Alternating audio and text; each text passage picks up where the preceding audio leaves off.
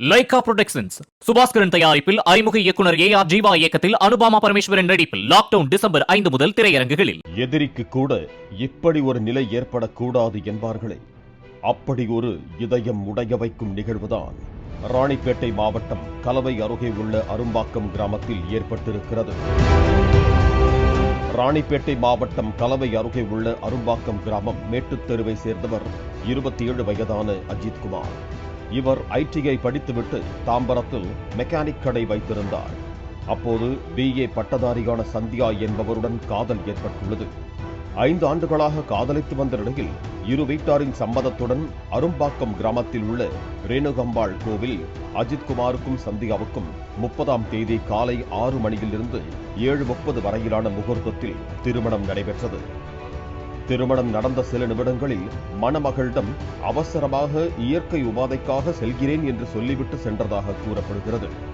இதற்கிடையே திருமணத்திற்கு வந்த இரு வீட்டாரும் சீர்வரிசை பொருட்களை சரிபார்ப்பது உள்ளிட்ட வேலைகளுடன் சிரித்து மகிழ்ந்து பேசிக் கொண்டிருந்தனர். அப்போது பெரியவர்களிடம் ஆசீர்வாதம் வாங்க மணமகனை இரு வீட்டாரும் தேடி உள்ளனர். அப்போது மணமகள் சந்திகா சொன்னதன் பேரில் அங்கிருந்த குளத்திற்கு சென்று தேடி பார்த்தனர்.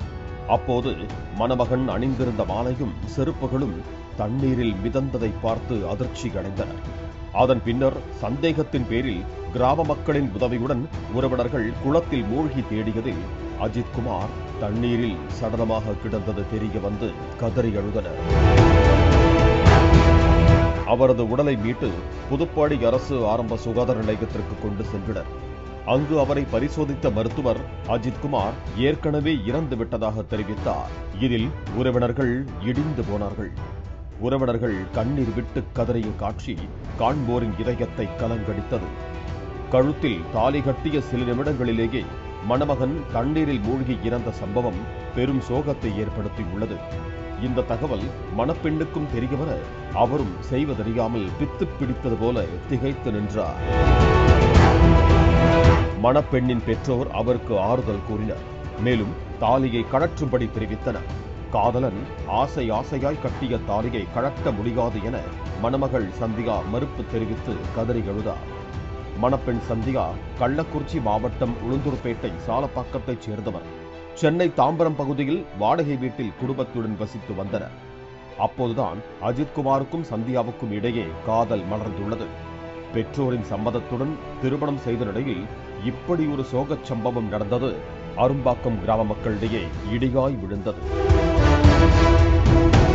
இதற்கிடையே உயிரிழந்த அஜித்குமார் உடலை அடக்கம் செய்வதற்கு அவரது பெற்றோர் ஏற்பாடு செய்தனர்.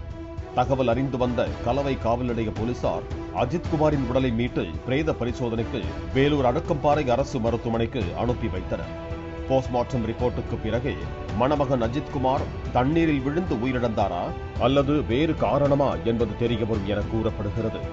பாலிமர் செய்திகளுக்காக ராணிப்பேட்டை செய்தியாளர் மார்டின். லைகா புரொடக்ஷன்ஸ் சுபாஸ்கரன் தயாரிப்பில் அறிமுக இயக்குனர் ஏ.ஆர். ஜீவா இயக்கத்தில் அனுபாமா பரமேஸ்வரன் நடிப்பில் லாக்டவுன் டிசம்பர் 5 முதல் திரையரங்குகளில்.